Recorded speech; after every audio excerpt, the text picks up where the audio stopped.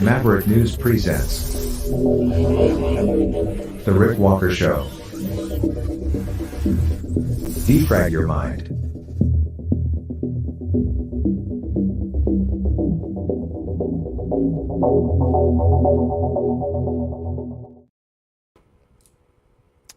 It's a shot across the bow is what it is. It's Pierre Poilievre, leader of the Conservative Party of Canada.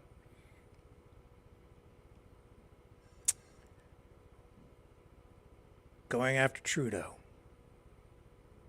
That's the way the day started. First with a sort of a rally, an event staged for the media, really, and the public. The issue, the area of focus, the carbon tax.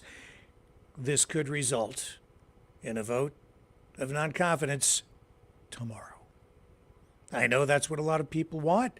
That's what you're going to get, I think, tomorrow. But I'll tell you why you shouldn't hold your breath. But even as you're not supposed to hold your breath, don't get discouraged if things don't work out quite the way you are hoping. I'll tell you why later in the newscast. Also tonight, cyber attacks. They're ramping up all over the world. I'll explain why. What else do we have? Donald Trump in some legal and now financial hot water. They've really been going after him hard. When I say they, I mean his political opponents, the Democrats, using lawfare. They are determined to destroy him. Big protest out in Newfoundland. It looks like someone was trampled or injured by a horse, possibly a broken hip. We'll bring you up to date on that as well. All that and more ahead right here on the Maverick News Channel. Welcome, everyone. Welcome, Maverick family. Welcome, new viewers from all over the world. I will be right back, and we'll dig right into it after this. The information war is raging. Truth without integrity is worth nothing. Maverick News. Because those who have power and those who seek it must be held accountable. The world is watching. Join our family of truth seekers. Donate today and add your voice to the chorus of Maverick Knights. Donate at maverickdonations.com. Truth. Integrity. It's the Maverick way.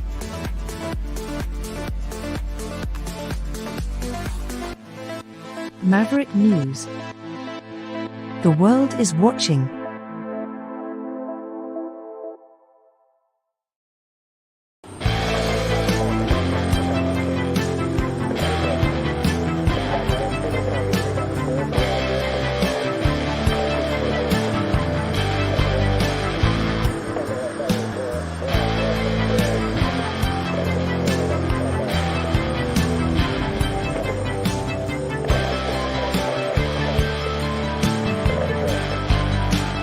Maverick News. Fighting for freedom. Also, later on, we're going to go to our third and final installment in the Mind Control series of the Maverick Knights graphic video novel that we have been producing here. So I'm sure that everybody is excited about that. We want to know if we get to rescue those rogue knights those rogue Maverick Knights on Planet X. So stick around for that. But first up tonight, Pierre Poilievre in the House of Commons, challenging Trudeau on this carbon tax, pushing this issue all the way as far as he possibly can, turning it into, very likely, a vote of non-confidence as early as tomorrow. However, this is the way the day started in Ottawa. This was like a rally, get the troops all jacked up before a question period. This is what Pierre Poilievre had to say today to prep his team and Canadians for what is about to come. A big battle.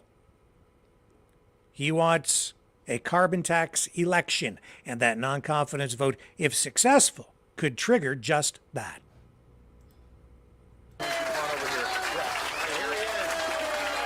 This is Jamil Javani, the conservative who was elected in the riding of Durham, the newest MP in that by-election.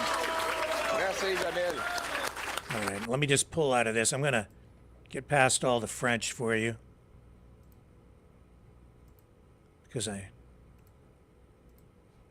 here we go. Yeah, I know this because I went door knocking with Jamil, and he wouldn't stop. Even when the lights went out, it was very dark outside. He kept pounding on doors, pounding on doors. They said, Jamil, it's 9:45. You've got to stop knocking on doors. He said, just one more. Lights were out on this house. He bangs the door. The lights go on. Babies start screaming. Lady opens the door, and she says, you're in big trouble, sir. I've got triplets that you just woke up, and my husband is a world champion weightlifter. You wait right here. He just wants to come and have a word with you. And Jamil said, that won't be necessary. Just tell him that the local Liberal candidate dropped by to say hello.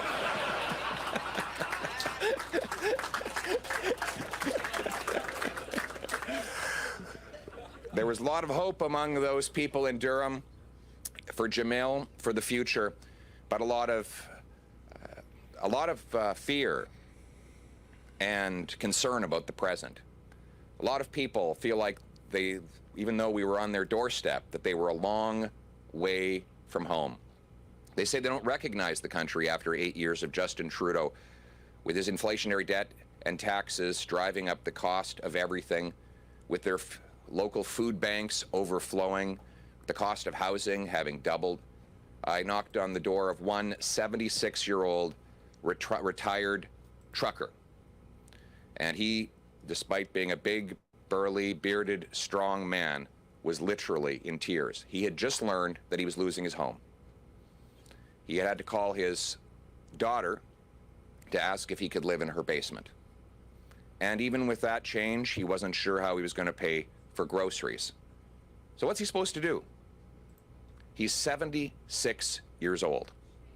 He cannot drive a truck. His old back won't take it anymore.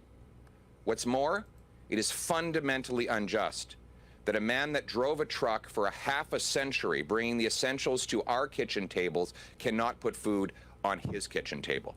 But that is the tragic reality after 8 years of Justin Trudeau and the NDP. Printing $600 billion of cash caused a massive inflationary crisis that continues to this day. A crisis that has driven food prices up faster than at any time in 40 years, that has sent 2 million people every month to a food bank, including 50 at the Gagetown base. 50 members of our armed forces can't feed themselves. 1 in 10 Torontonians are now going to a food bank. Unimaginable numbers. Last week, Montreal police had to be called in because people were literally fighting over the scraps of food that were left at one of their food banks. There's been a 600% increase in demand for the University of Western Ontario's food centre.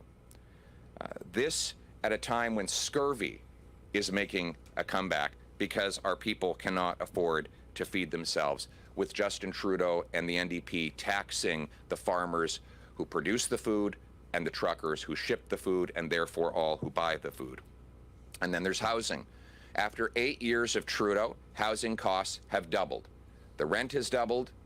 Mortgage payments and down payments needed to buy the average home have all doubled. This after he put in place an $89 billion program he said would make housing more affordable. He didn't build homes. He built more bureaucracy. Last year, we built fewer homes in Canada than we did in 1972, even though our population has almost doubled in that same time period. And this is not a global phenomenon. He cannot blame the rest of the world for this housing hell.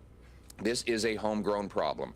We know that by looking at the facts. Housing costs have grown 40% faster than incomes under Trudeau. That is the second biggest gap of the almost 40 OECD nations. Vancouver is now the third most overpriced housing market in the world, worse than Singapore, a country that is an island with 2,000 times more people per square kilometer than Canada, more expensive than New York City, London, England, and countless other major centers with more people, less land, and more money. After 8 years of Justin Trudeau, people are spilling over into tent cities. Halifax now has 30 homeless encampments.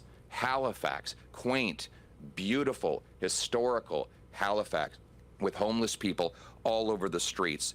This is a hell we could not have imagined 8 years ago. In fact, of all the warnings we made about Justin Trudeau, that the media decried as partisanship, we never even came close to claiming he would do the things that he has now in reality done.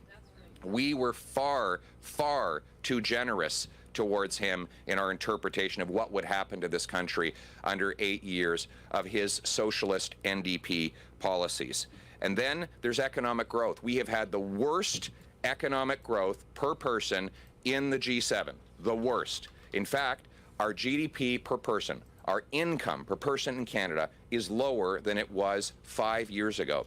That has not happened since the Great Depression, to put it into context. And then crime and chaos, drugs and disorder have been unleashed on our streets, with a 100% increase in gang-related homicides, a 100% increase in gun crimes after he targeted the hunting rifles of Grandpa Joe and the sport shooting property of law-abiding sport shooters. He has actually doubled the number of gun crimes. Carjackings up 100%. There's a car stolen every 40 minutes in Toronto. In Toronto alone, cars that are then shipped off to the federally run port, where they're seamlessly put on ships and sent off to the Middle East, to Europe, and Africa, so that terrorists and organized criminals can profit from it. He makes these problems worse by wasting our money. $21 billion spent on consultants. That works out to $1,400 for every single family in Canada, all with the support of the NDP, taking money from working class waitresses and unionized tradesmen to pay $2,000 or $3,000 a day consultants, taking from the have-nots to give to the have-yachts, and all with the support of the NDP along the way. And what is their solution now? In the midst of all this, have they finally admitted the damage they've done? Have they stopped? Are they trying to stop and extinguish the fire they started? No. They're pouring more fuel on the inflationary flames with a April Fool's Day carbon tax of 23%.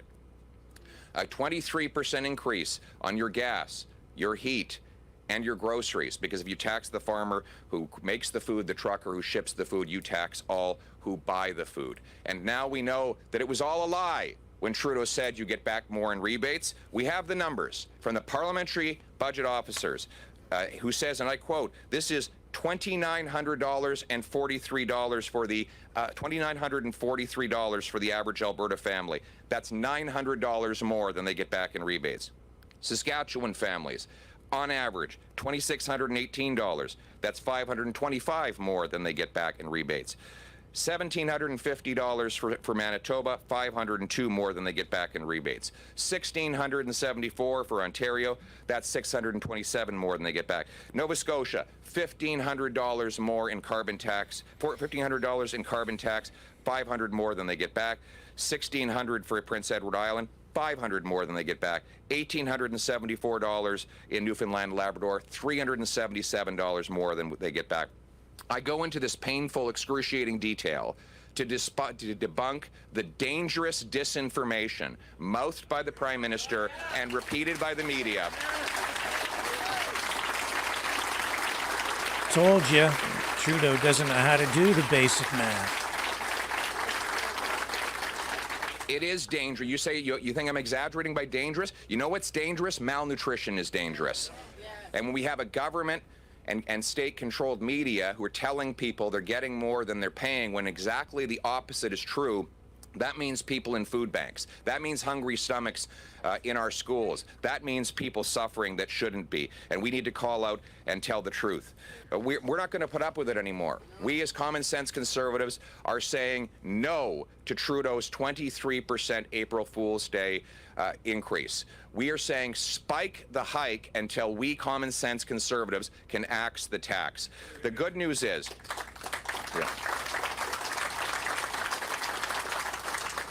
The good news is Canadians are good and decent people.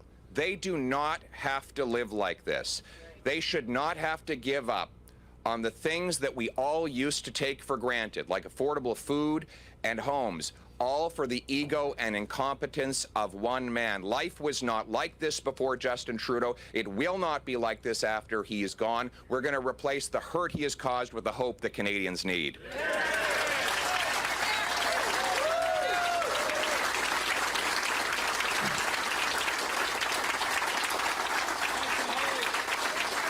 So now, today I am announcing that I'm giving Trudeau one last chance to spike his hike. One last chance and only one more day.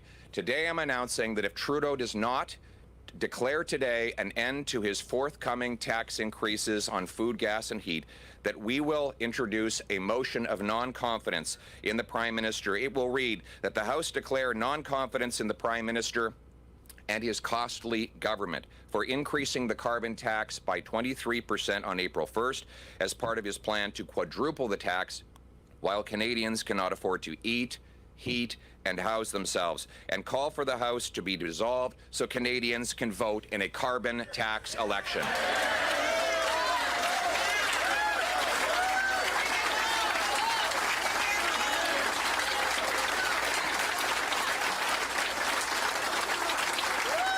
Carbon tax election.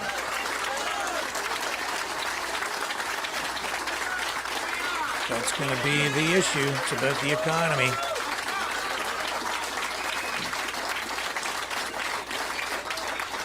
And in that carbon tax election, there will be a very simple choice. On the one hand, you will have the carbon tax coalition of the NDP and Justin Trudeau, who take your money, punish your work, tax your food, double your housing costs, and unleash crime and chaos in your community, or common sense conservatives who will axe the tax, build the homes, fix the budget, and stop the crime.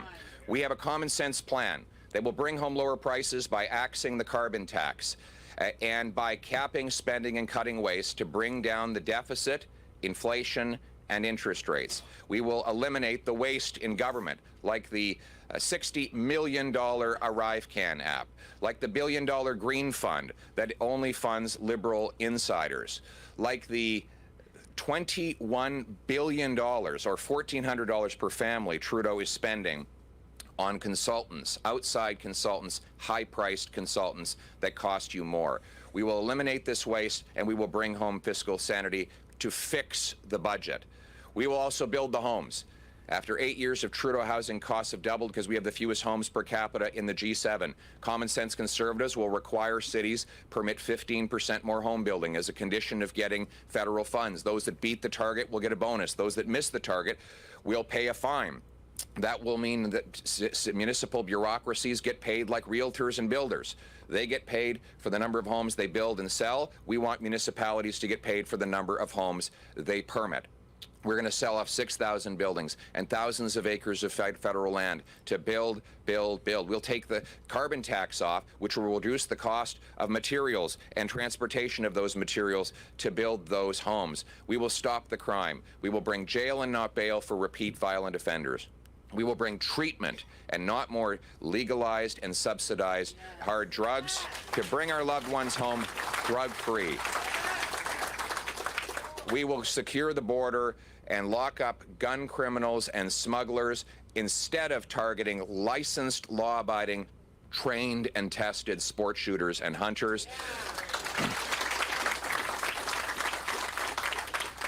We will do all of this to bring home and to bring hope to the Canadian people who have suffered so badly over the last 8 years, who remember the country that they loved and the country in which they still believe. A country where hard work will once again pay off, where a trucker who delivers us the goods for 50 years will be able to live a good and dignified retirement. A country where young couples will be able to plan a new home in which they can have beautiful babies and raise a wonderful future for themselves and their families. A future where our kids can walk safely on the streets, where families do not need to peer out their window to see if their car has been stolen, or worse yet, leave their keys at the front door so that the thieves can simply take them as they please. A country that is proud of itself, proud of its history, proud of its heritage, and optimistic about its future. A country where the state is servant and not master, with small government and big citizens. A country that puts the common people first. The common sense of the common people united for our common home. Your home, my home, our home. Let's bring it home. Thank you. Thank you very much. So that's the way the day began.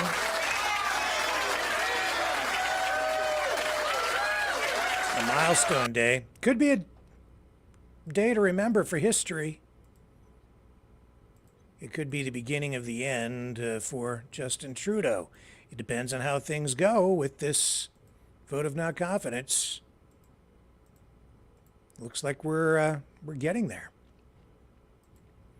Now, that's the way it started. So, you know, this is about the economy. It's also about the whole climate change issue, the climate agenda, really at the core of it, it is the globalist agenda as well. This coming from Poilievre, if he's really sincere about this, it's an attack, it's an affront, it's a challenge to that globalist agenda.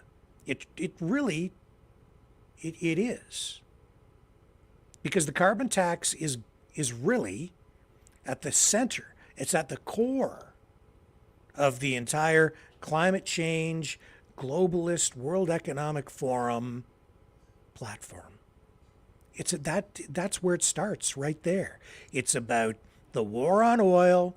It's about reducing your carbon footprint. It's a carbon tax, a tax on energy, a tax on life in many respects, in my estimation. And that's what the election is about. That's what the next election is going to be about. When will we get it? I don't know. Maybe very soon. It depends on what happens with this vote. I'm not holding my breath. This is political grandstanding. It's political theater. Don't make any mistake about that. The reason I say that is because it has, in order for the vote of non-confidence to trigger an election, Poilievre needs to win the vote. The Liberals and the NDP are saying, no, we're going to proceed with this tax, come heck or high water.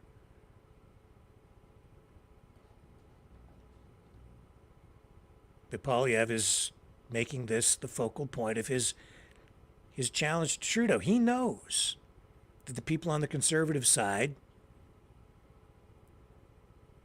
are opposed to the tax, opposed to this, all the things that I just mentioned.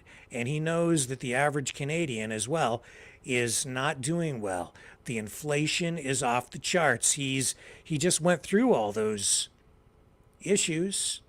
The crime, which is related to the deteriorating economy, inflation, people can't afford to live anymore. The cost of rent, mortgages, off the charts. Young people in a place now where they may never be able to afford to buy a house because the cost of buying a house has literally doubled, more than doubled in some cases, in some cities.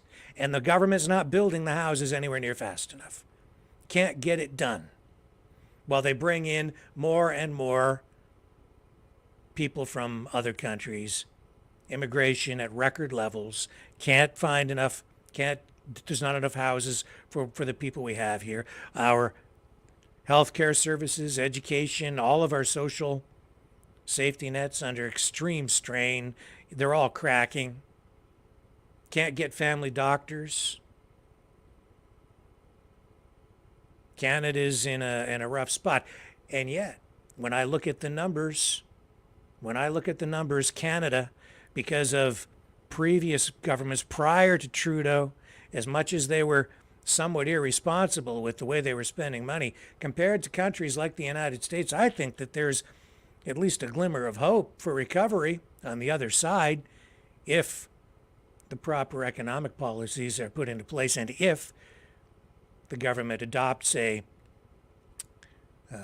policies dedicated to economic growth instead of degrowth, if the government has faith in the people and adopts a pro-life agenda. When I mean pro-life, I mean exactly what Polyev was talking about there. I'm talking about families, affordable living, a place for everybody to live, however you describe your family, whatever kind of family you have, prosperity. And if people are living prosperous lives, there will be a whole lot less conflict between different groups of people, even within society. If people are doing well, they really don't have as much to complain about, do they? And they certainly don't need to blame somebody for their problems if they don't have very many problems.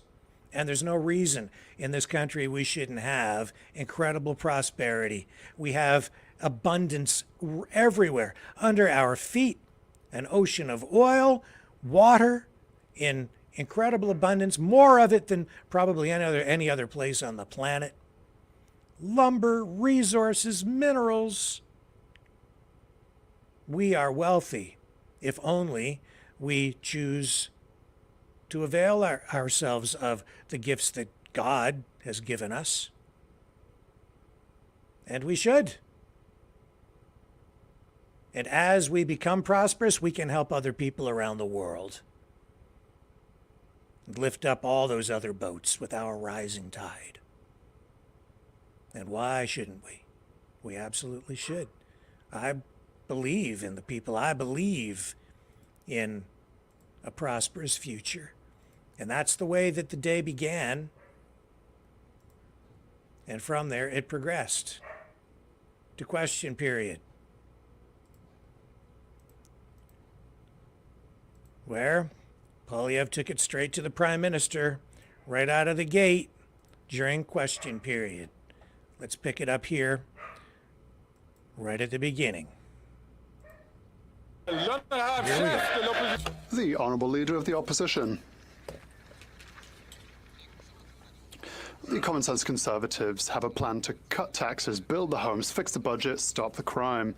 However, the costly Prime Minister, with the support of the Bloc Québécois, is inflating inflation with taxes and deficits and the Prime Minister wants even greater tax hikes on the 1st of April. Will the Prime Minister inverse his inflationary policies, or are we going to have to defeat him with a no-confidence vote and an election on taxes?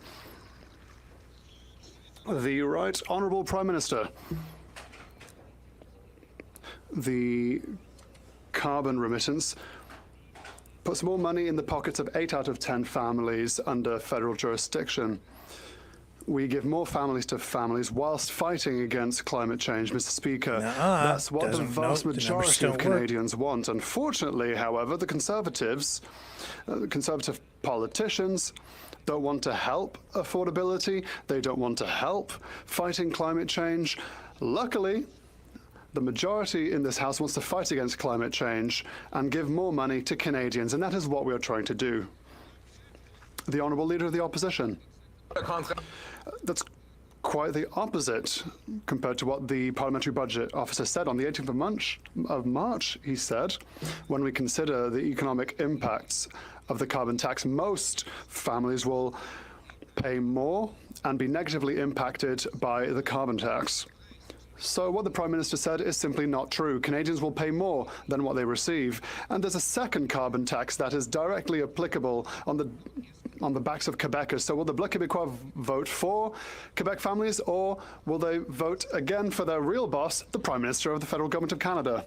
The Right Honourable Prime Minister. Mr. Speaker, if the Leader of the Opposition stopped talking and started listening to Canadians, he would understand that Canadians know that the cost of inaction with regards to climate change are huge. Forest fires, floodings, droughts that cost a lot to our farmers and producers, our fishers. This is a reality, and we are fighting against this on this side of the House, whilst putting more money in the pockets of 8 out of 10 families throughout the country. The carbon remittance delivers for Canadian families, and the Conservative Party wants to take it away from Canadian families. Then I have chef de l'opposition.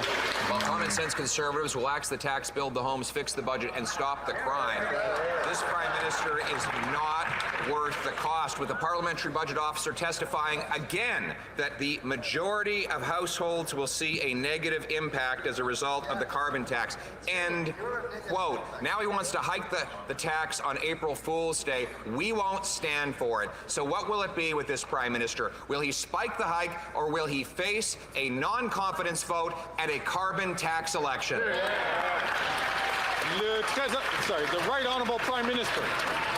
Speaker, the Parliamentary Budget Officer's report lays out clearly that 8 out of 10 Canadian families across the country where the price on pollution applies get more money back every year. That's how we put more money in the pockets of Canadians while having one of the strongest plans to fight climate change around the world. That's what the Conservative Party is standing against right now. Money in the pockets of Canadian families and a real plan to fight climate change that is working, Mr. Speaker, that is bringing down emissions, that is making us more competitive, that is helping build the future. The Honourable Leader of the Opposition. Speaker, I'm going to read again the testimony from the March 18th appearance of the Parliamentary Budget Officer. Once you factor in the rebate, but also the economic impacts, the majority of households will see a negative impact as a result of the carbon tax. End quote. The Prime Minister plans to make this problem worse with a carbon tax hike on heat, on homes, on fuel, on food. We will not stand for it. So once again, which will it be? Will he spike the hike, or will we have a carbon tax election? The Right Honourable Prime Minister. What will it be, Mr. Speaker? It will be that Canadians get more money with the Canada carbon rebate. 80% of Canadian households in areas where the federal carbon tax applies get more money every year from the Canada carbon rebate than they pay in the price on pollution. On top of that, we are fighting climate change, making our industries more competitive, and preparing a better future. There is no plan on the Conservative side of the House to either help Canadians with rebate checks or fight climate change. The Honourable Leader of the Opposition. Not only did the Parliamentary Budget Officer testify that the majority of households will pay more in carbon taxes than they will get back in rebates, there is a table showing that every single province in which this tax applies, the middle-class families pay vastly more than they get back, and Canadians know it, because under this Prime Minister, they've seen their food, their fuel, their homes, their heating go through the roof. But why don't we just end the debate and let Canadians decide and have a carbon tax election?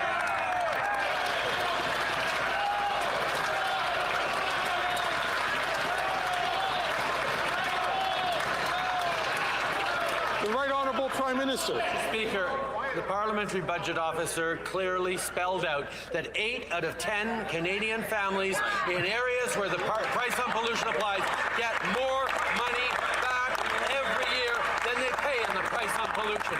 That's because we created a plan that not only is one of the strongest plans to fight climate change in the world, but it puts more money back in the pockets of middle-class Canadians as we build a stronger future, better careers, more competitiveness, and a safer environment for generations to come. That's the plan we have. That's not what they're doing. You just quoted the Parliamentary Budget Officer saying exactly the opposite.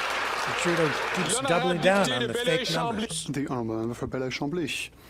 Yesterday, the Prime Minister told a great joke. He said how well he collaborates with the Premier of Quebec. However, the facts show that everyone in the National Assembly of Quebec, except the Liberals, are asking that Quebec have full powers with regards to immigration. The Prime Minister of Canada has refused an essential requestion from Quebec. Is that how he sees Canada's friendship with Quebec? The Right Honourable Prime Minister. Mr. Speaker, my honourable colleague knows full well that Quebec has more powers in immigration than any other province. And he knows full well that I spoke last Friday with Premier Legault to say, yes, let us work together to reach our objectives, our common objectives. We are here to help companies. We are here to make sure that services are available. We are here to help with housing. We will work hand in hand with Quebec, as we have always done. We are here to deliver for Quebecers and all Canadians all together. The Honourable Member for Belleuil-Chambly. Okay, enough. The stage is set. The Liberals, the NDP, they're standing firm on this carbon tax, at least for today. We'll see what happens tomorrow. Now, as I said, don't hold your breath. Poilievre needs to win the vote of non-confidence. Just because they introduced the motion doesn't mean we're going to get an election. They have to win that vote of non-confidence. They have to show that the Prime Minister no longer has the confidence of the House. And if he doesn't, it pretty much guarantees we have an election. He's going to go to the Governor General and say, Governor General, we need to have an election. I've lost the confidence of the sitting members in the House of Commons. But he doesn't have Poilievre doesn't have the numbers. He doesn't have a majority. Trudeau doesn't have a majority either, but he has that coalition with the NDP. They keep propping him up. And the carbon tax is something the NDP wants. Don't forget that when you go to the polls. They're pushing this climate change agenda as well, this carbon tax agenda. They're behind it too. But don't get discouraged. This is actually progress. You see, Poilievre is listening. He knows that many of you, a lot of other people across the country have been calling for exactly this, a vote of non-confidence. Remember the petition from Member of Parliament, Conservative Member of Parliament, Michel Ferreri, the one that received more signatures than any other petition in Canadian history, the petition calling for a vote of non-confidence? Well, they're listening. You're about to get it, but we're not going to win. And when I say we, I mean the Canadian people who would like an election. We're not going to win this time, but it will put additional pressure on the government. It will show that Trudeau is losing not just the confidence of the House so much, but the confidence of the people. He was losing the confidence before, but now it's very apparent. That's why he was saying in that radio interview just days ago that he thinks quite often about possibly quitting, but then bounced right back in the interview and said that he's going to stick around for the next election. Not surprising, his ego will keep him there. And it will be a hard-fought battle, that election. Even though he's way down in the polls, I know how those Liberals work. They have some extra cards up their sleeves collectively. Make no mistake, they'll have something planned. They have a big, giant election machine, a huge war chest. They're powerful. They're organized. They're entrenched. And they're just a lot of people across the country who will just vote Liberal no matter what. Passionate about it they are. Misguided, perhaps, especially now, given what's going on with the economy. But then, as I say, Canada, in a way, is in a better position than the U.S. because I think just overall, the debt per capita here in Canada is somewhat more manageable, As much as the government is trying to debase the currency, inflate its way out of debt by using money printing, which is really a tax on the people, a hidden tax that they don't understand. The United States, I think, is in a much worse position because they've been spending so blindly on the military-industrial complex that they are so deep into a hole, trillions of dollars deep, that they will never, I don't think, be able to pay it off. If Canada collapses, I don't think it will be because of our economy directly. It will be because of the collapse of the U.S. dollar and the U.S. economy on the other side, and we will suffer as a result by extension. There's an old saying that when the U.S. economy gets a cold, the Canadian economy gets influenza. And it's largely true because we are right next door. The U.S. is our largest trading partner. And when things don't go well down there, we don't do well here because it affects all of our exports, our manufacturing, every aspect of our economy. And our dollar is tied to their dollar. We manipulate our interest rates to keep our dollar generally a little bit lower than the US dollar so that our commodities, our resources are attractive to US companies, the US economy, US buyers, so that we can continue to export to the U.S. It makes Canada a little bit less wealthy than the United States overall, maybe sometimes a lot less wealthy in terms of standard of living. But that's the way we survive here, and the U.S. benefits on the other side. Unfortunately, with Trudeau's war on oil and this carbon tax, we're all suffering because what he's saying is we're not going to use our resources here anymore in the way that we have been. And yet Canada has traditionally, always has been, a resource-based economy. That's what drives the economy here. That's the source of our wealth and prosperity. Without that, we're dead in the water. We don't have much of a manufacturing base left here. And what we do have left is all right now most of it being propped up with government subsidies through public-private partnerships, government tax incentives, and outright grants to a lot of these huge corporations. Just turn that off. Phone's ringing.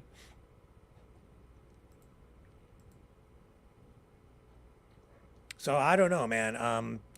We're going to look at this tomorrow. We're going to be watching this very closely. Very closely, because this is a milestone event, as I say. So that distracted me, lost my train of thought. Let me take a quick break here while that phone bings and dings in my head. We'll come back on the other side and start digging into some other stories. More politics coming up right after this.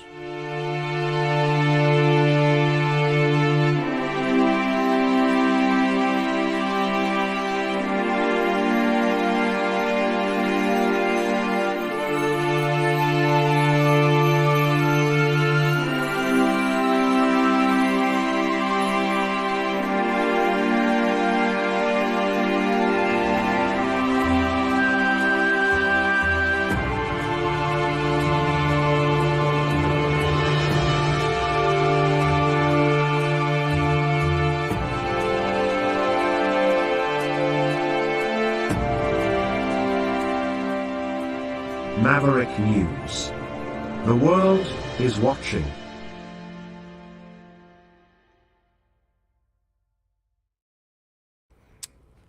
Yeah, and this isn't the first time the Conservatives have tried to bring down the Trudeau government with a vote of non-confidence.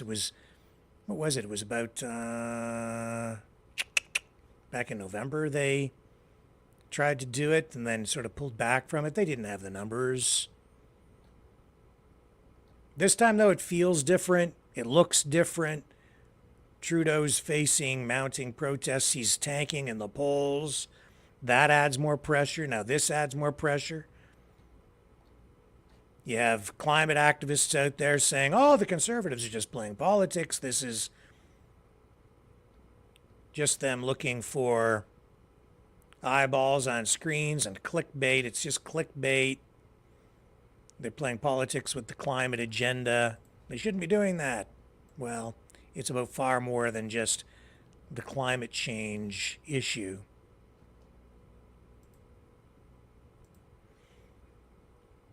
Also today, Canada's health minister going after the tobacco industry. And don't worry, I'm going to get to this big protest out in Newfoundland too. This is a big thing out there.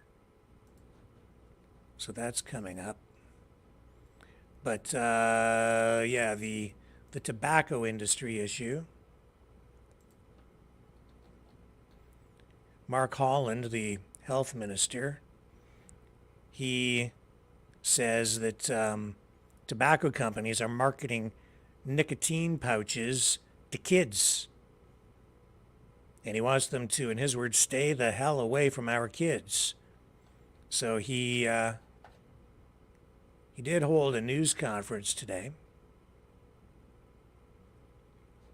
Spoke to reporters about it, and he says he wants the authority to restrict products so they are solely for the purposes of, you know, people who want to quit smoking. And he's against these tobacco companies producing these nicotine pouches with flavors like winter berry splash and others. It's to him a marketing gimmick when, in his view, it should really be a health-related product. But of course, if you're marketing these in such a way and if kids get a hold of them, then they become addicted to the nicotine in the pouches, and then, you know, the argument there is then that leads to nicotine addiction and eventually smoking, which is harmful, obviously. And the tobacco industry responded today, actually. But let me get you a clip from Mark Holland on this issue.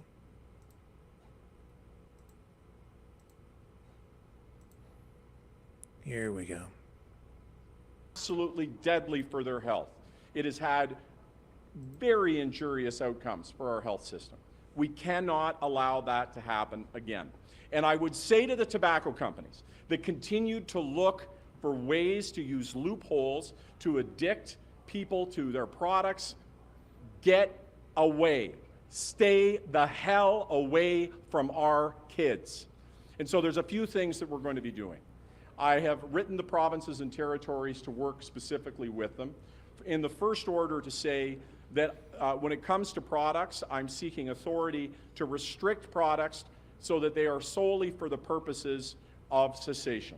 We shouldn't be seeing flavors that are targeting kids. Flavors like, you know, winter berry splash or whatever, tropical fruit, whatever that they're putting out there. We all see through it. We know what the intention is, and it's over. It's essential, and I'm seeking these authorities immediately in the conversations I'm having with provinces and territories for all cessation products, that the only flavors that should exist should be for the purposes of promoting cessation. Whatever. Okay. So he is obviously not happy.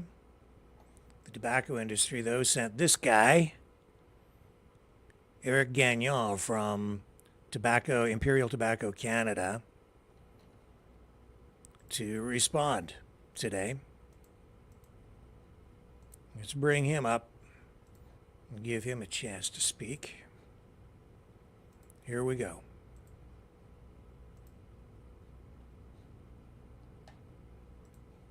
Imperial Tobacco Canada. I'm here today to clarify the facts about nicotine pouches and address some of the regulatory loopholes that affect the nicotine cessation category in Canada. Let me start by saying that Zonic is Canada's first and only nicotine pouch approved by Health Canada as a nicotine replacement therapy. Minister Holland suggesting that Imperial Tobacco Canada leverage a loophole for its license couldn't be further from the truth. Zonic underwent a 2-year assessment process with Health Canada, demonstrating the safety and efficacy of Zonic as a cessation aid for adults wishing to stop smoking. Introduced in October of last year, Zonic provides a regulated legal option for smokers aiming to quit, unlike the illegal products flooding the market. However, we are at a critical juncture. Despite its proven benefits, the discourse around nicotine replacement therapies, particularly our Zonic nicotine pouch, has been overshadowed by misconceptions and inaccuracies. The actual loophole is the absence of a legal minimum age for purchasing NRTs in Canada, allowing kids to access these products over the counter. Imperial Tobacco Canada has proactively introduced measures to ensure that Zonic is stored behind the counter and sold only after proper age verification in retail outlets. This measure is non-negotiable with all our business partners and is part of our trade and terms conditions. Any store caught selling to underage individual risks the removal of our products, not just Zonic. We've gone beyond regulatory requirements, implementing stringent age verification process and ensuring that all advertising speaks directly to adult only. We have no interest in seeing youth get their hands on this product. The market for cessation product is diverse, with many employing similar strategies to appeal to adult smokers seeking alternatives to cigarette. To single out Zonic for practices that are widespread across the industry is not only unfair, but also smacks of hypocrisy, suggesting that an anti-tobacco company bias rather than a genuine concern for public health. As of today, youth can still buy NRT products over the counter across the country with no requirement of proof of age. This disparity raises questions about the fairness and intentions behind regulatory measures, which seem less concerned with public health and more with the manufacturer's background. By limiting access to regulated nicotine alternatives like Zonic, we risk not only undermining smoking cessation efforts, but also inadvertently bolstering illicit markets that pose a far greater risk to public health. We believe all NRTs should be subject to age restrictions, and that nicotine replacement therapy should be available in the same location where cigarettes are sold. We advocate for a new federal framework that treats all NRTs equally, ensuring they're accessible to adult smokers while preventing youth from accessing them.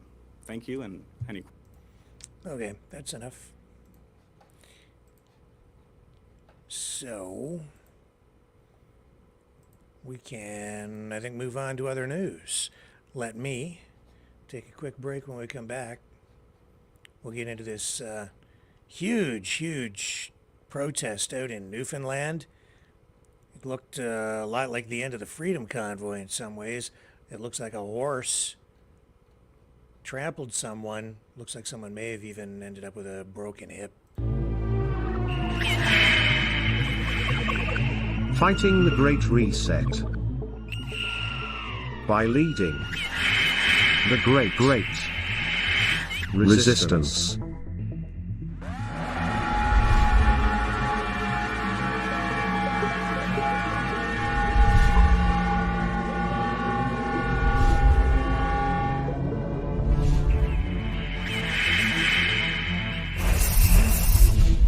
Maverick News.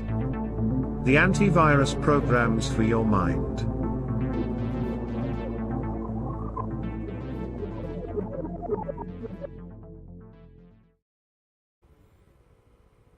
Okay, and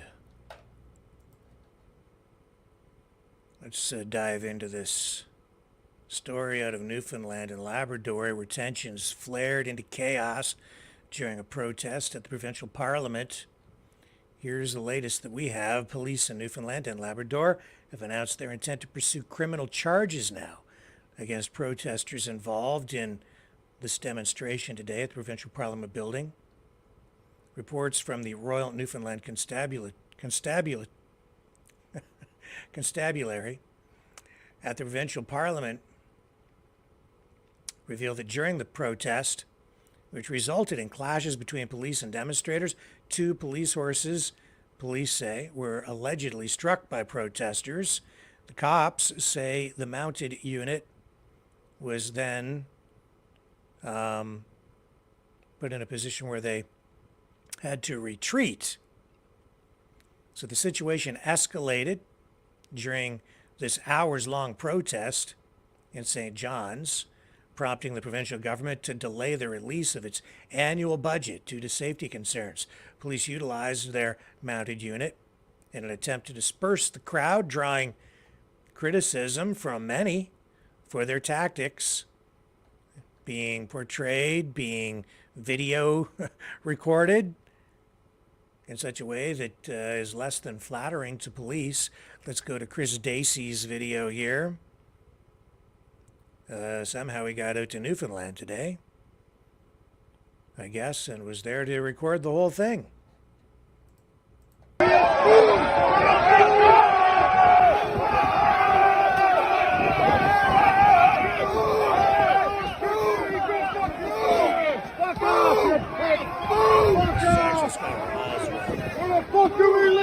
And then used by Chris Dacey.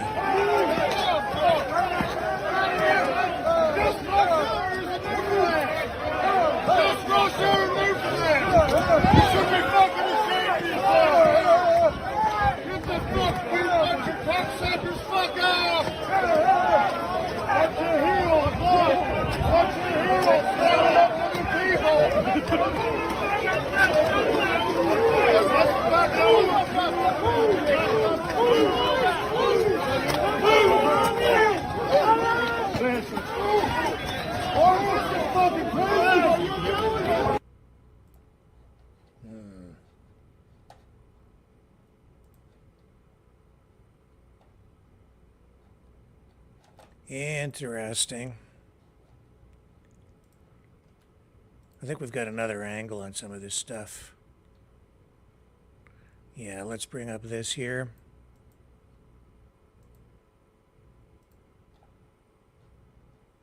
Yeah, here's another look at it.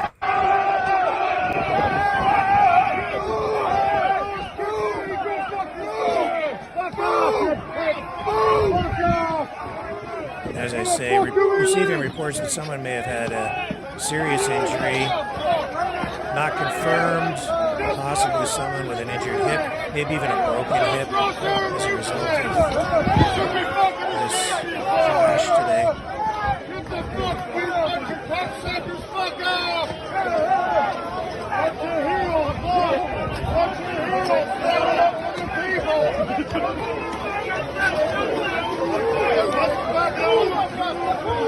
This is kind of the story, really.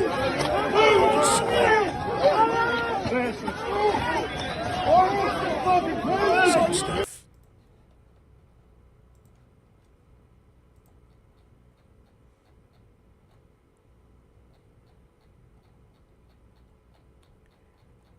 So a lot of negative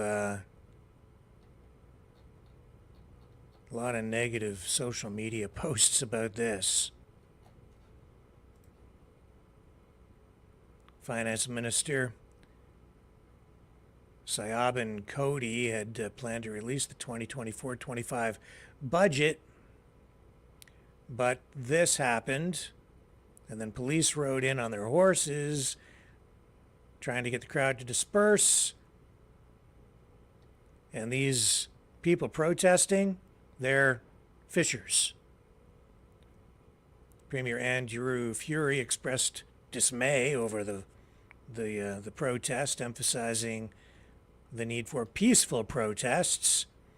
Despite this disruption, the fishers remain steadfast in their demands for change. John Efford, who is a prominent figure among the people protesting today, highlighted the importance of increased competition and processing capacity within the province's fishery sector. The confrontation left some of these protesters injured, underlining the intensity of emotions surrounding the issue.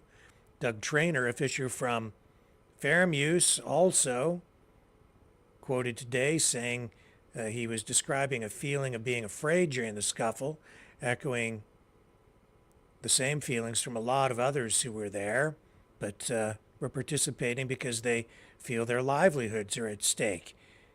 That's why emotions are running so high. Out in the Maritimes, of course, the fishing industry has been under incredible strain for generations now.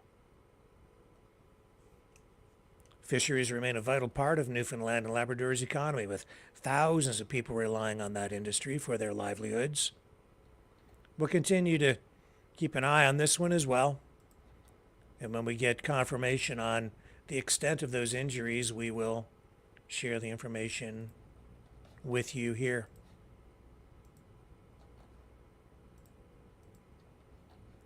Okay. Donald Trump. Let's move on to world news here. He seems to have a problem. I mean, his problems are mounting now. They've been trying to destroy him. When I say they, I refer to the Democrats and even the rhinos. They don't want him reelected. But more than that, they want him destroyed. We've seen even,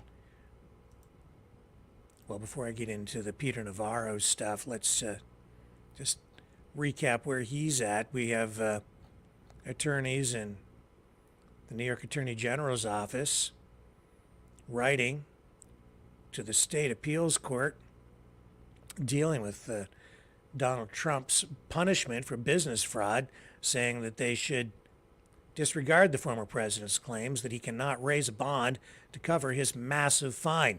Letitia James, the Attorney General, is ready to initiate action to seize Trump assets as early as this coming Monday.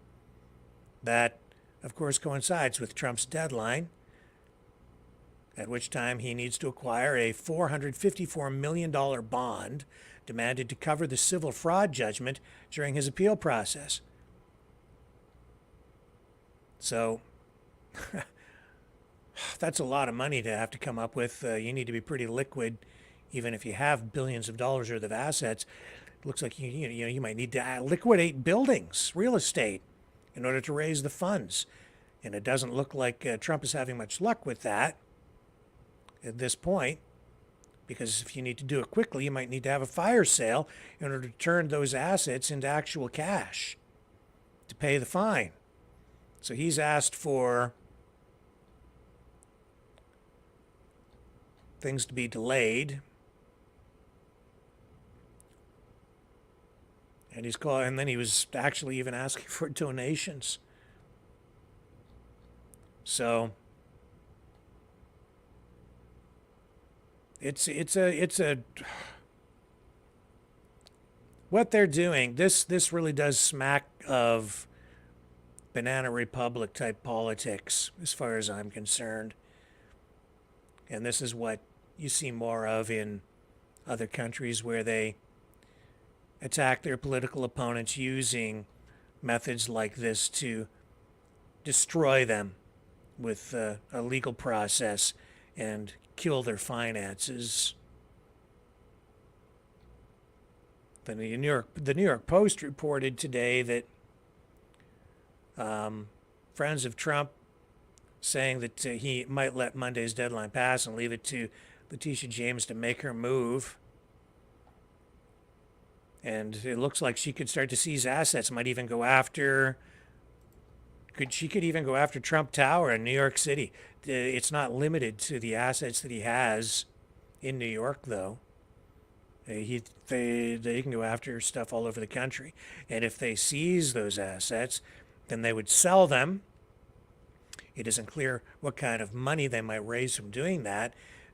Take whatever they can or whatever they need to pay the fine, and then anything left over would go back to Trump. But he could end up losing some of his prized real estate assets. So we'll have to continue to watch that one too. That's the state of politics today in the United States. Trump posting on Truth Social tonight, responding to the current situation. I'll bring this up so you can see his social media post. He says, "This outrageous judgment simply fails to recognize the complete victory last year on the statute of limitations. The crooked judge and biased attorney general disregard the appellate court ruling, which makes clear that most of the claims fall outside the statute of limitations, and none of their absurd arguments change that fact. Biased, crooked, and incompetent Judge Engoron should never have presided over this case, completely ignored the fact that I already won most of this case in the first appeal. Applying the proper statute of limitations wipes out $350 million of the judgment.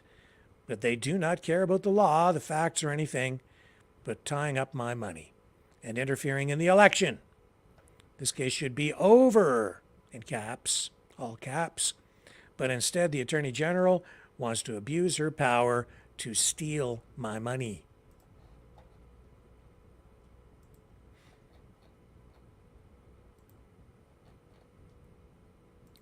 So Trump's backed into a bit of a corner here. We'll see how he does. What kind of strategy will he ultimately use? I don't know. And some might sit there and they'll gloat and they'll say, see, he's not nearly as rich as he says he is. He can't raise the money to pay his fine. But I don't think that that's fair. That would not be a fair assessment. He has his money wrapped up in assets, in his companies, and in real estate. In order to pay the fine, he'll have to liquidate. He can't liquidate. It's not easy to sell giant office towers or golf courses. And if you do sell them, usually you want to put them on the market, and they may need to be on the market for a certain period of time, some period of time, in order to go through the process of allowing the market to attract the buyers. But if you need to sell it in short order, you might need to sell it at a loss, undervalue, in order to just liquidate it at all within the time frame. And I wouldn't want to leave the sale to the state, to the court, to seize the asset, because they wouldn't have an incentive toward getting actual market value for the property. They just want to get what they're owed. I don't know exactly how the process would work on the U.S. side. I'm not an expert in that regard, but it seems to me they would just liquidate it. As long as we get what we need, we don't care what's left over, which would be a double penalty on Trump in that way. Now, just a short time ago today, Elon Musk posted this, Neuralink. We showed you video before on this program of the monkey that was the first to get the Neuralink chip. And then they showed the monkey playing Pong with its mind connected to a computer, a video game, wirelessly through Bluetooth, which was being operated through the chip that was connected to the monkey's neural system, its brain. So the monkey had been trained to operate the joystick to play Pong, right? And then they disconnected the joystick from the video game. Like the wire, they disconnected the wire. And the monkey, even though it was moving the stick wasn't actually connected to the video game anymore. But the mind was controlling it by Bluetooth. So now the first human has received a Neuralink chip. Today, Elon Musk posted a video, and we got this demonstration of Neuralink, and involving a human. So I have that for you. And as much as this is amazing, I have to admit, this also scares me. Musk didn't really even say anything. As far as I know, it's just, it actually wasn't Musk's post per se. It's just Neuralink posting this. It's now received over 4 million views. Musk shared it, but of course it's his company. I'll bring it up. Let's take a look at this. Amazing and frightening. All right, we should be streaming live here. Hello world, how's it going out there? My name is Bliss and I'm an engineer at Neuralink. and I'd like to introduce you to the first ever user of the Neuralink device, and I think you're my only telekinetic friend that I have. Yeah, I hope so. Yeah, not many more of those out there. You want to introduce yourself? Yeah, my name's Nolan Arbaugh. I'm 29 years old. About 8 years ago, I was in kind of a freak diving accident and dislocated my C4, C5, so I'm a complete quadriplegic. So I'm paralyzed from below the shoulders. I have no sensation or movement below my level of injury, so below my shoulders. Yeah, that about covers it, right? Do you want to introduce some of your dogs here? Let me flip Yeah, the camera so you guys absolutely. can see. You got dogs all over the place. Yeah, that's Montana. The one walking by is Grace. Gracie! Gracie, come here. Hi, Grace. How's it going, Gracie? Yeah. All right. This is what people did. Yeah, they just here for the dogs. All right, yeah, so while he's been introducing himself, let me just flip the camera on so you can see what Nolan's been doing. Yeah. Let me come over here. Do you want to explain a little bit what's going on here? Yeah, so I love playing chess, and so this is one of the things that y'all have enabled me to do, something that I wasn't able to really do much the last few years, especially not like this. I had to use like a mouse stick and stuff, but now it's all being done with my brain. If y'all can see the cursor moving around the screen, that's all me, y'all. It's pretty cool, huh? Actually, can you pause the song just for the audio coming through? And that was also done with your brain? Yep. It's all brain power up there. Can you explain a little bit just to people who maybe don't have any context on this field or what's going on here? How are you able to actually move the cursor? Yeah, so we started out with trying out a few different things. We basically went from what we call kind of differentiating, like imagined movement versus attempted movement. So a lot of what we started out with was attempting to move. So I would attempt to move, say, my right hand, left, right, forward, back to move. And from there, I think it just became intuitive for me to start imagining the cursor moving. Basically, it was like using the force on a cursor, and I could get it to move wherever I wanted. Just stare somewhere in the screen, and it would move where I wanted it to. Which was such a wild experience. This guy wants to know if you feel like a wizard. Yeah, right. It's crazy. It really is. It's so cool. I'm so freaking lucky to be a part of this and stuff. I mean, every day it seems like we're learning new stuff, and I just can't even describe how cool it is to be able to do this. Do you want to briefly talk about a little bit, I guess, what have you been using this for outside of these sort of research sessions, or when you're just playing chess? What are some of the things you've been getting value from this from? Yeah, so one of the first times y'all gave me complete control over this, I actually stayed up until, I don't know, like 6 a.m. playing Civilization 6.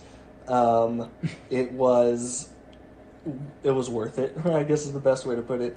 It was awesome. I had basically given up on playing that game just because of how, it's a big game, and the amount of time that it takes to sit in on it it's just a lot, and I have to worry about a lot of things, getting pressure sores and things like that. So I just wasn't really able to play it as much as I wanted to, and y'all gave me the ability to do that again, and I played it for like 8 hours that day. So I do that. I it's read like sometimes. 6 p.m. to like 2 a.m. or something. It's like, it was a lot. I'm giving you all my bad habits, man. Yeah, I know, right? Yeah, it was awesome. So I did that. I read. I like learning languages. I'm learning like Japanese right now. I'm learning a bit of French. Maybe for the audience who isn't super familiar with assistive technology, why couldn't you play Civ before? What was tricky about that, or what was about the Neuralink that made that possible for you? Yeah, so one of the big things, honestly, was that I think I just got checkmated.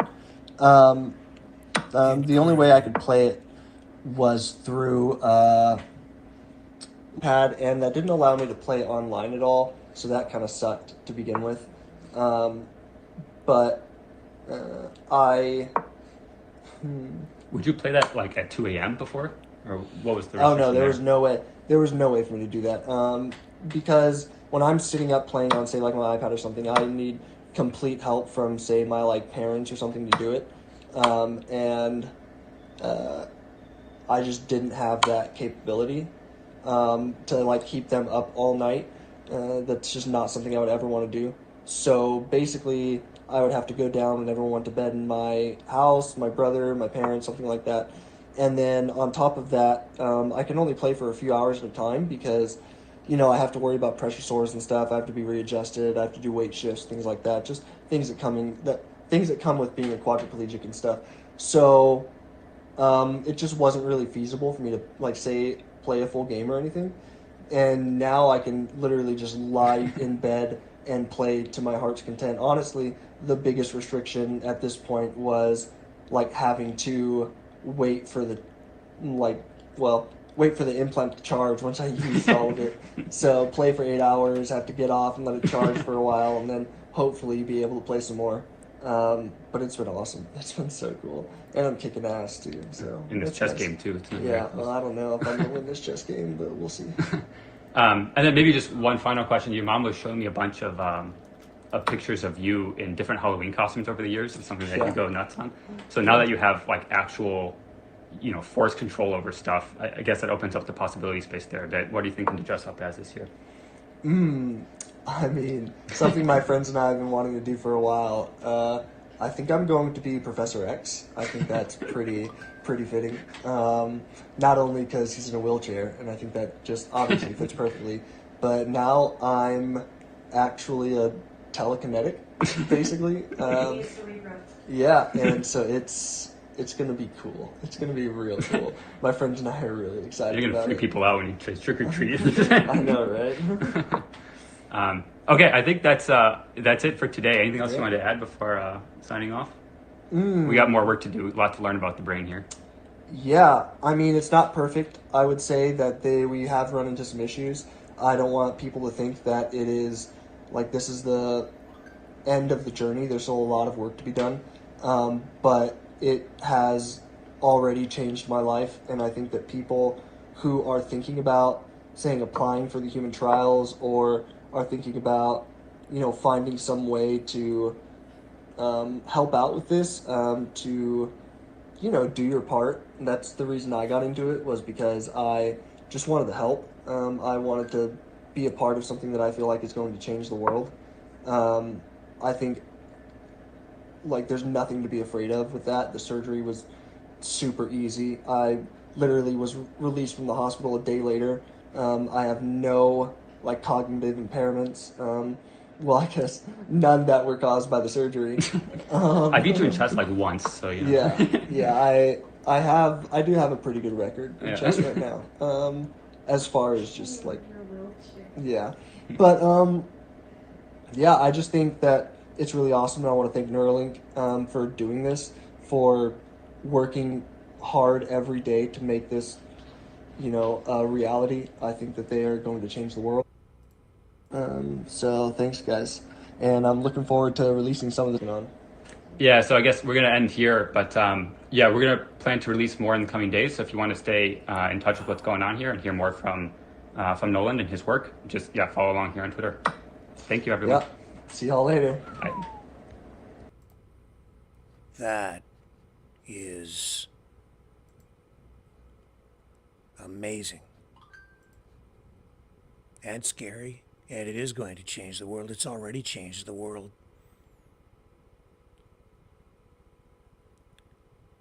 It's hard to see exactly where that's going. You can see some of the road ahead, but with the way technology improves or evolves, it really becomes an exponential thing. You add AI into this, use AI as part of the development process, I can't even imagine where we're going to be in 5 years or 10 years with that technology. And then, of course, it's inevitable. This is technology. If it continues to expand in adoption, it won't be just people with physical impairments that will want this. A lot of people will just want it because they'll be able to get jacked into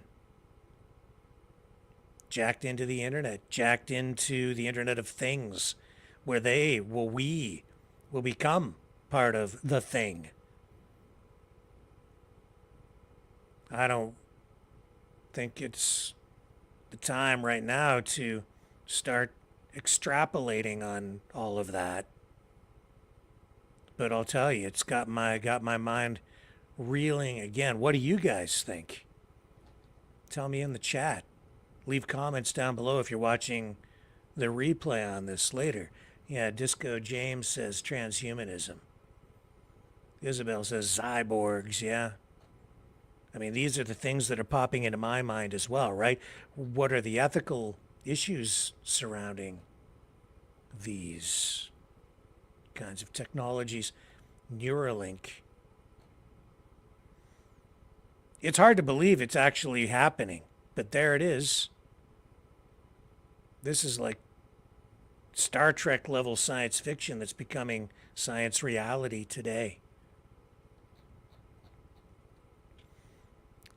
There will ultimately, I think, be pressure on people to get this kind of chip implanted because it will give people certain advantages over other humans. The ability to jack right into the internet without relying on a phone or a computer as your interface. It'll be your brain. It'll turn your brain into a computer. But you know, human beings are more than just a machine. Your brain isn't just a computer made of meat. There's more to it.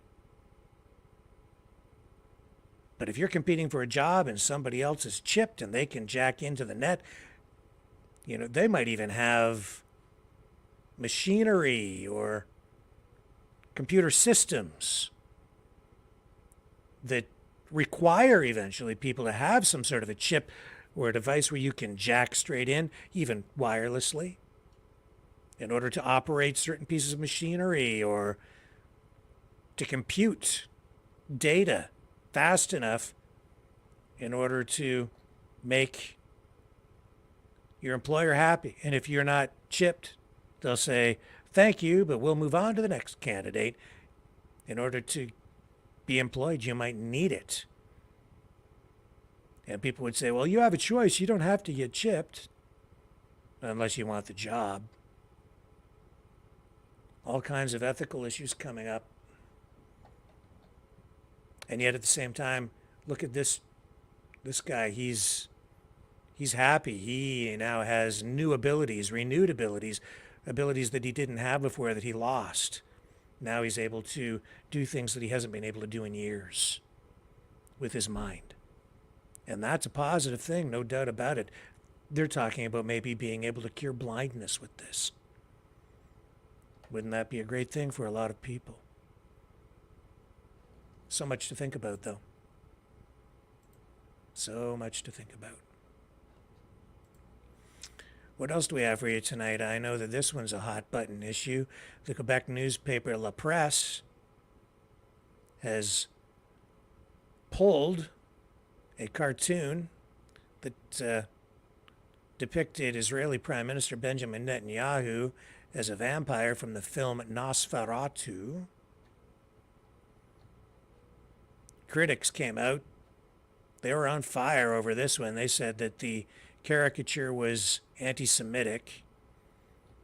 So this image was published online. It portrayed Netanyahu with pointed ears and long, sharp fingers.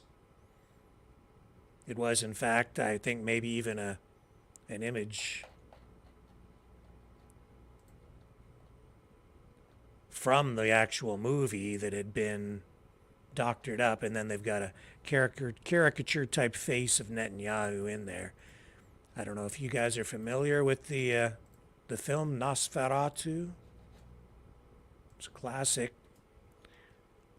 Yet Here, I'll show you a little bit of footage from it.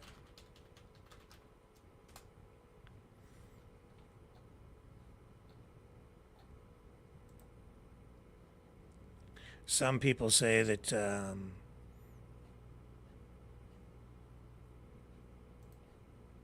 well, the film itself, I guess, was used in some propaganda by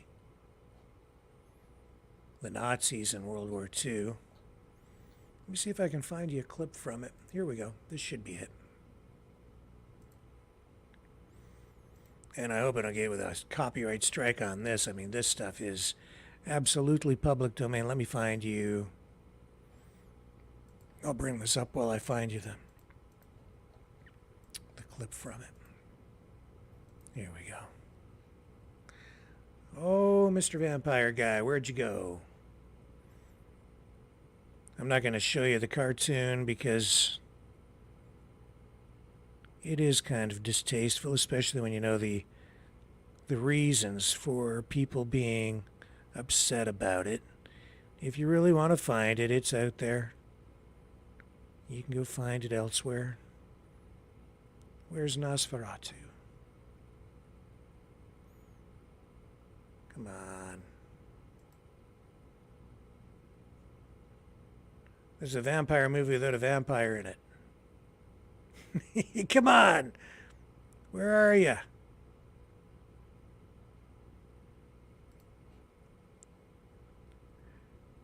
I used to run this in my old movie store when I had I had video stores way back in the day. It'll just be easier if I just bring up a picture of Nosferatu for you than trying to find it in the film.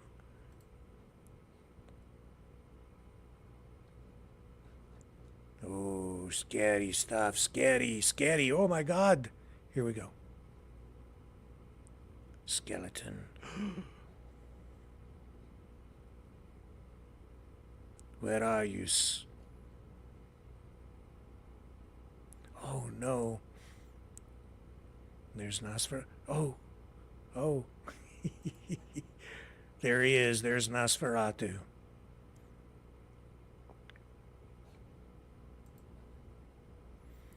Oh, he wants the blood. He wants the blood. I must drink your blood.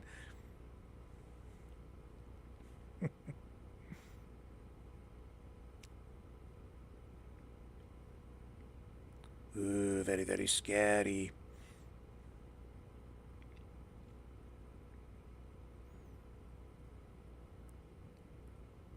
Okay, enough. Well, here, I'll get you a close-up Brenna's face again. So you can see what Nosferatu looks like. There he is. There's the guy. Okay, that's enough of that. It's public domain, but YouTube loves to give us copyright strikes, so we don't want to go too far. You know, one of the reasons I was late coming on today is because yesterday we were hit with kind of a cyber attack of sorts. It was right before airtime. It froze up all the computers. I had to effect some pretty quick repairs in order to get the program on last night, and today I had to run complete scans and everything, and I've got everything back in working order, but it just shows how vulnerable computer systems are. And we're also seeing reports from governments in both Canada and the United States warning about cyber attacks that are targeting drinking water and wastewater systems, especially across the United States. So this is coming from the National Security Advisor and the head of the U.S. Environmental Protection Agency. They've sent warnings to governors. They sent a letter out, and they say there is a significant risk to the country's water supply. Keep this in mind. You know, when I was a kid, I remember my teachers talking about population reduction, these ideas of, you know, at some point governments or foreign or domestic, will be seeking to reduce populations. It's, even science fiction-y type stuff, right?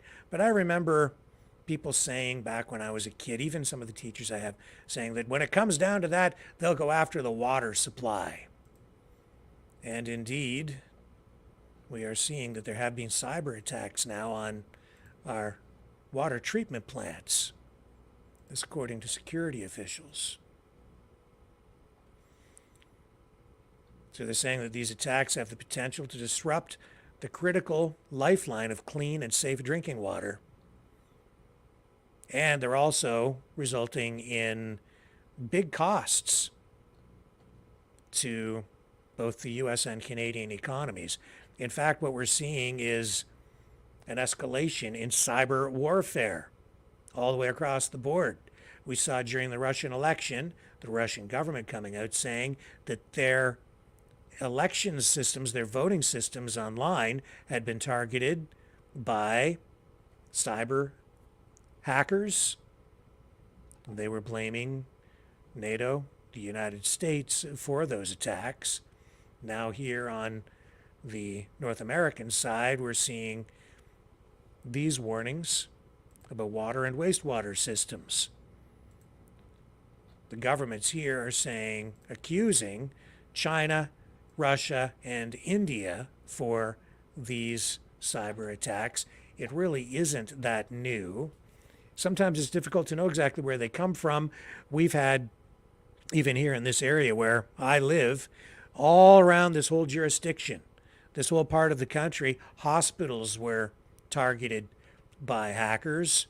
They took down the systems, the computer systems, affecting patient records, the way the hospitals operate. They were basically holding everything hostage, the whole system hostage, for quite some time, demanding payment. Ransomware type strategy. They've slowly been able to get it back online, but it actually was disruptive to surgeries. It resulted in people missing a lot of appointments and surgeries. It affected healthcare here. Not exactly sure where those attacks came from, but these most recent attacks on the water and wastewater infrastructure being blamed directly on Russia and China. Take that for what it's worth. In Canada, Justin Trudeau at odds with the government in India. India, of course, also part of the BRICS nations. There was a hack attack just a number of months ago on Canada's military, government websites, parliamentary websites, and there's an Indian organization, hacking organization. It's called India Cyber Force. They claimed responsibility or credit for it at the time. I was checking out their social media posts, and this is becoming, a serious area of concern. It's going to affect our daily lives if this escalates, potentially in a pretty negative way. So this was, here's some information on those cyber attacks allegedly from India, and that organization, as I say, out of India, that hacking team, they did claim responsibility for this.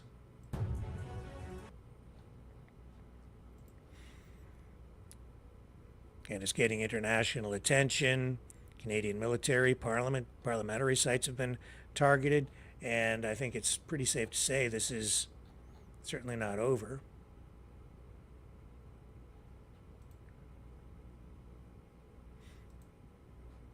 Canadian websites still being attacked.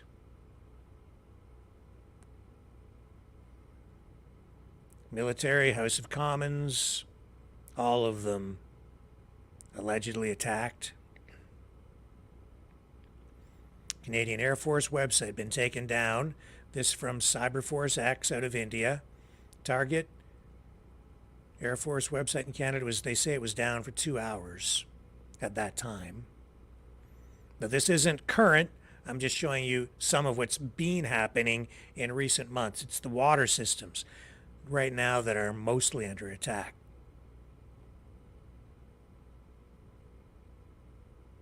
There's another website that they claimed they'd been able to take down for an hour. The government's saying that they were fairly successful in mitigating this. And the Indian Cyber Force saying they're not against the people. They're going after these government websites, saying we have no hate for Canada or its people. Canada government made allegations against India without valid reference. We were all against Khalistani terrorists. These are, I think, statements coming from the Indian government itself.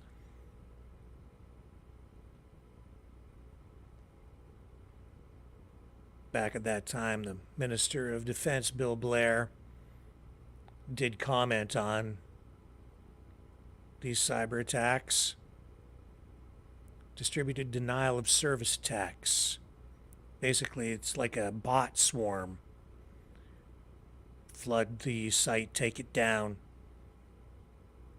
And because it's being targeted and flooded with these attacks, the servers can't handle it and it crashes. Described as a minor inconvenience at the time, but I think it's more serious than that, especially if they're attacking key infrastructure like water systems. Yeah, that's pretty important. It's a health issue. It's an infrastructure issue.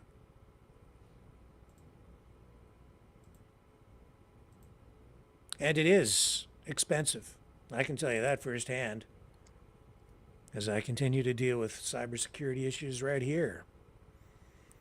But we got through it. No major issues this time around, and I was able to get on last night, and we're back on tonight. Everything's cleaned up, and we are operating at full strength. So, now with that being said, let me see what else I have here before we move on to the Maverick Knights graphic video that we've produced here for you tonight. Now, Pierre Poilievre did comment on the La Presse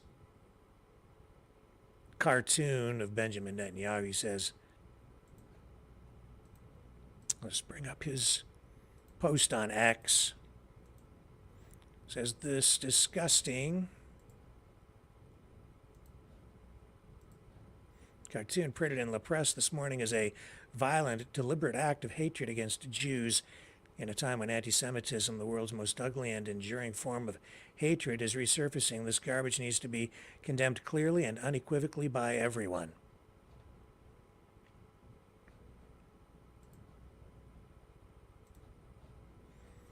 So that's where he stands on that.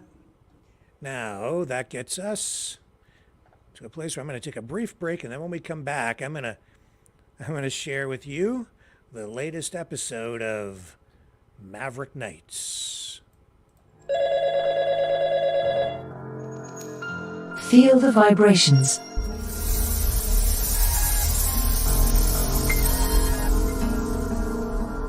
Our quest continues.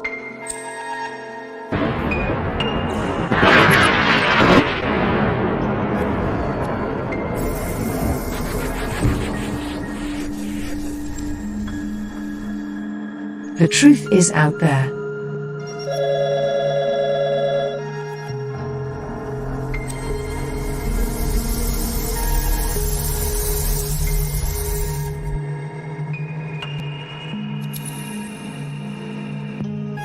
We are Mavericks.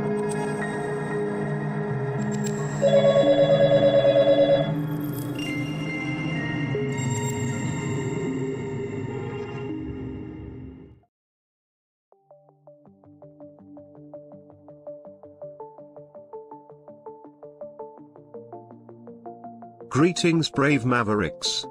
Our quest for truth continues. We go beyond fake news. Together we expose propaganda. Together we pull others out of rabbit holes. We are maverick thinkers. We are all unique individuals, defenders of individual rights and freedoms, credible, trusted, grounded in reality. Maverick News, Maverick News. Defending free speech, free speech. Donate at freedomreporters.com. Do it now. Tomorrow may be too late. Maverick News. The world is watching.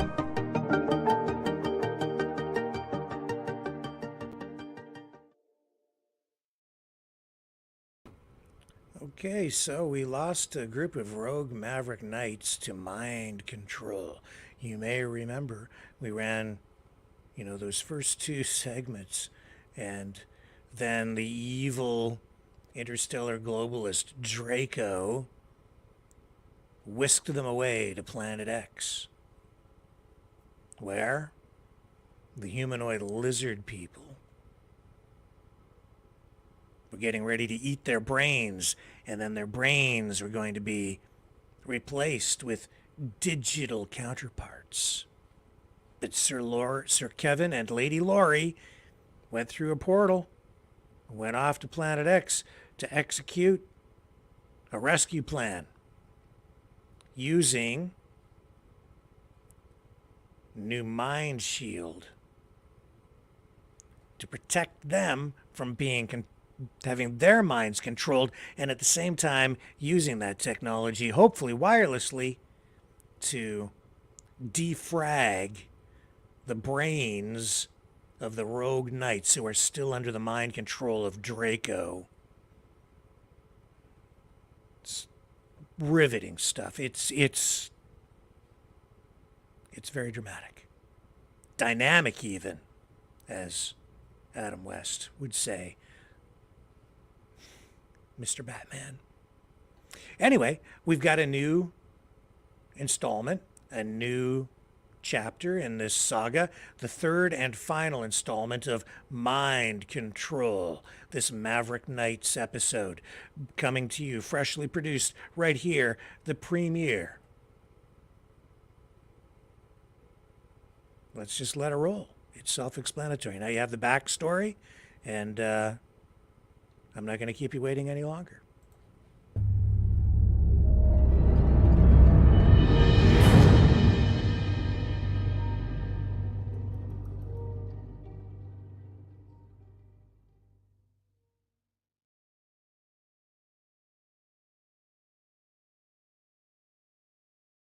The plan to rescue the rogue Maverick Knights from Planet X was only partially successful. Sir Kevin and Lady Laurie returned to Earth, determined to come up with a Plan B to free the minds of the Maverick Knights still in the clutches of evil interstellar globalist Draco, the Lizard King humanoid, who remains equally determined to turn the rogue Knights evil. As Lady Laurie and Sir Kevin return to Earth, they find themselves reflecting on their failed mission to rescue the mind-controlled group of rogue knights from the interstellar globalist Draco. Despite their cyber armor protection against the ruling humanoid lizards on Planet X, their plan to use electro-mind technology to defragment the rogue knights' brains wirelessly was unsuccessful. Disappointed but determined, Laurie and Kevin begin strategizing their next move. They know that time is of the essence, as Draco's scientists are likely to proceed with their plan to feed the rogue knights' brains to the lizard humanoids and replace them with digital minds. Back on Earth, Laurie and Kevin reach out to their trusted allies within the Maverick Knights organization. They convene a meeting to discuss alternative approaches to rescue the rogue knights and thwart Draco's sinister agenda.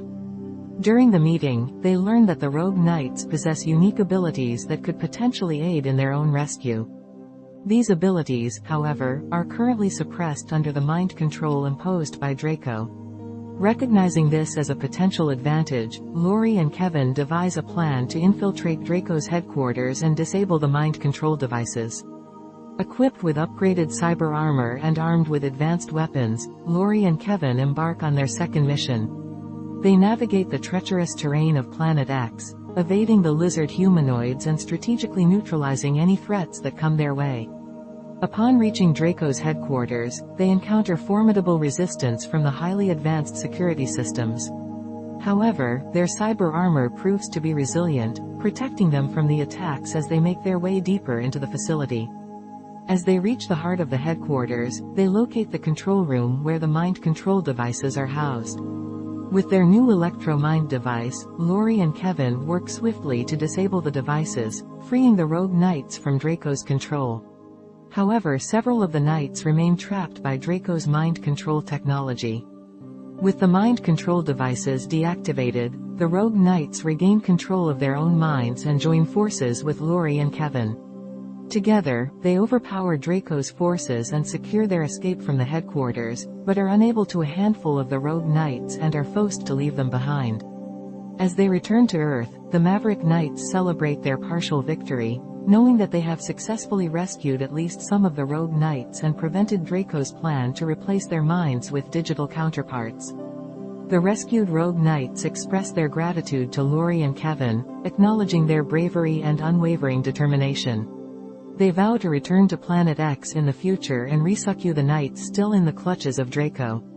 The Maverick Knights, still strong and united, continue their mission to protect the galaxy from threats like Draco and his interstellar globalist agenda.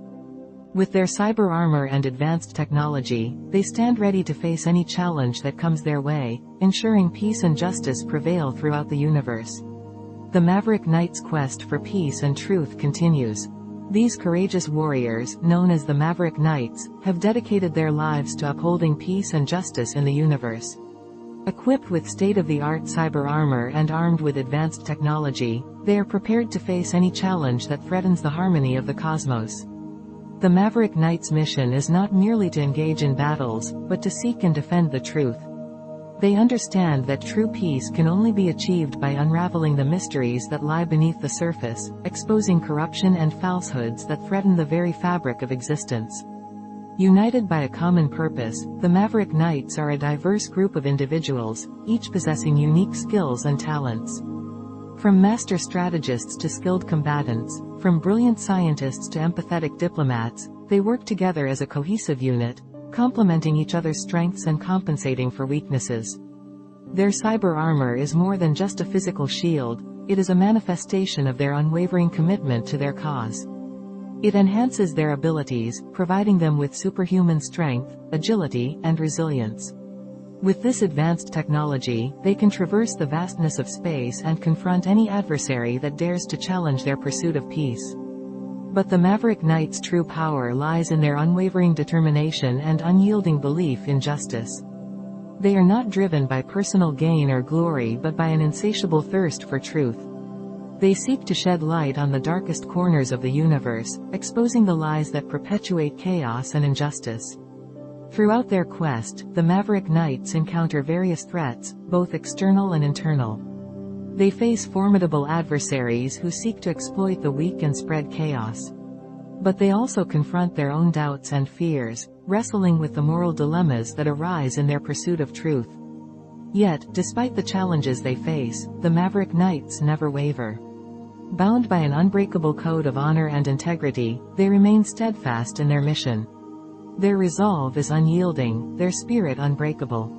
And so, the Maverick Knights continue their quest for peace and truth, their cyber armor gleaming in the darkness of the universe. With each battle fought and each mystery unraveled, they inch closer to their ultimate goal, a universe where peace and justice prevail, and the truth shines brightly for all to see.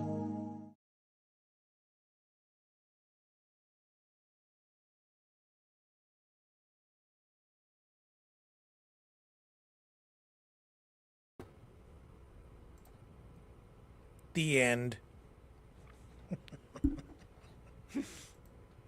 I think that's fun. I like those. I like them a lot, actually. Well, folks, if you are inclined to support us because you like what we do, if you like that stuff, help me cover the costs. You can donate to support the channel at maverickdonations.com, or you can also help us out over at freedomreporters.com. Either way, and if you donate $30 or more, I'll send you a Maverick News t-shirt if you leave a note with the donation. Tell me what size of shirt you need. I'd be happy to send that along. $60 or more, and I'll send you a full button-up shirt with its long sleeve and the embroidered Maverick News logo on the left side right there. So we've got those as well. I think I've got some hoodies and stuff too, so $60 or more would take care of that as well. Happy to send those along to people if you donate, and we could sure use the support to help pay for all the things that keep the operation going here. I will be back tomorrow night, a little bit shorter here tonight. I may not be on until 7 p.m. again tomorrow night. I'm kind of rejigging things, making changes to the systems. I've been working on the computers, just a lot of stuff behind the scenes to keep things going and really improve the overall broadcast, hopefully, in the long run. So probably not on until 7 p.m. tomorrow night. Not giving up on that 6 p.m. start, but I just need a little extra time probably tomorrow to kind of get things cranked up. Might be on at 6 if I get stuff done early enough. If not, we'll be on at 7. I appreciate everybody spending their time here tonight with us. And as always, a privilege. Thank you. I know you could be watching anything else online. There are a million other choices, maybe more out there. And it's humbling to have everybody here participating and taking part in this. It is fun. Sometimes. Sometimes it's stressful. But either way, our quest for, we'll keep fighting for freedom tomorrow, right here on the Maverick News Channel. See you then on the flip side.